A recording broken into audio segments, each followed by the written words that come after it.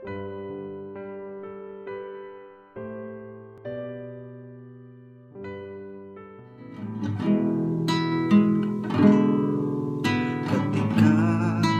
hatiku telah disakiti,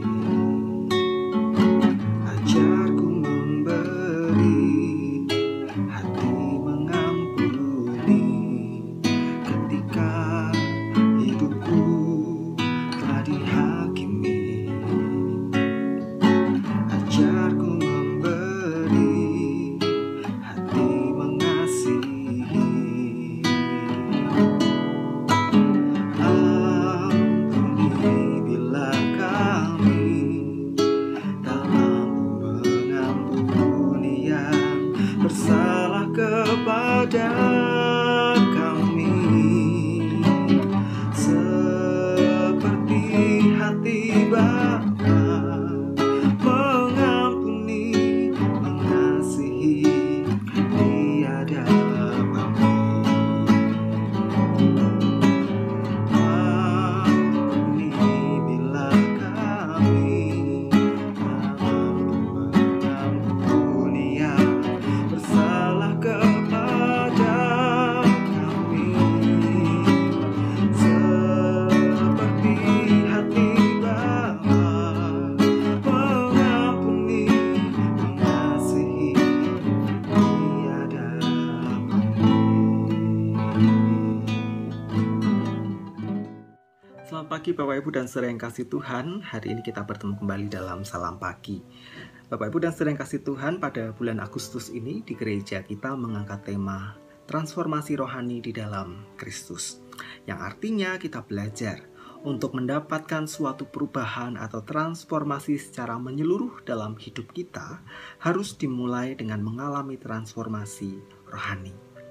Itulah mengapa 2 minggu pertama di bulan ini di ibadah minggu kita belajar untuk menyadari betapa status keperdosaan kita telah memisahkan kita dari Tuhan, dan kita belajar pula pentingnya mengakui setiap pelanggaran yang telah kita lakukan di hadapan Tuhan, agar hidup kita sungguh-sungguh menyadari dan menghargai pengampunan yang Tuhan beri. Hari ini saya akan bacakan firman Tuhan dari Injil Matius pasal 6 ayat 14-15, demikian bunyinya. Karena jikalau kamu mengampuni kesalahan orang, Bapamu yang di surga akan mengampuni kamu juga. Tetapi jikalau kamu tidak mengampuni orang, Bapamu juga tidak akan mengampuni kesalahanmu. Berbicara soal transformasi rohani, pengampunan adalah kunci dari transformasi itu. Pengampunan yang Tuhan beri melalui karya Kristus sungguh-sungguh mengubahkan kehidupan kita.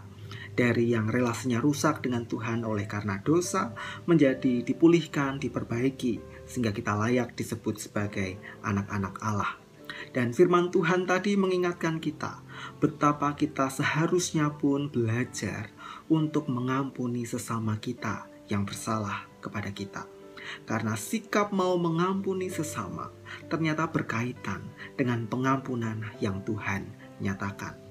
Namun harus diakui, tidaklah mudah mengampuni orang yang bersalah kepada kita, mengampuni mereka yang pernah menyakiti, melukai hati kita dan merugikan kita. Apalagi jika mereka tidak menyadari bahwa mereka telah berbuat kesalahan. Tetapi manakah yang lebih melegakan? Menyimpan kesalahan orang yang bagaikan menyimpan api dalam hati dan suatu saat akan membakar kita, atau melepaskan pengampunan yang berat dan perlu waktu yang lama tetapi terus dicoba belajar untuk dilakukan, sehingga yang terjadi pada akhirnya adalah kelegaan. Menyimpan kesalahan bahkan mendendam memang manusiawi. Tetapi melepaskan pengampunan kepada orang yang bersalah atau orang yang paling sulit kita ampuni kesalahannya adalah bukti transformasi rohani. Hidup rohani yang sudah diubahkan oleh Kristus seharusnya mendorong kita, menolong kita untuk mengampuni kesalahan orang lain.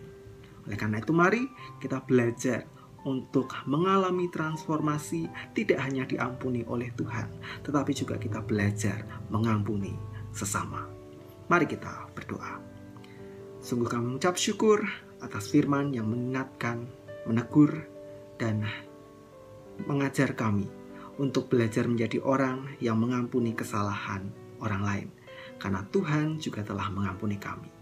Biarlah kami belajar menghidupi firman-Mu dengan tekun dan setia. Ya Tuhan, kami menyerahkan aktivitas kami sepanjang hari ini. Biarlah penyertaan dan berkat Tuhan selalu menyertai kami semua. Di dalam nama Tuhan kami Yesus Kristus, kami berdoa dan mengucap syukur. Amin. Selamat belajar mengampuni sesama.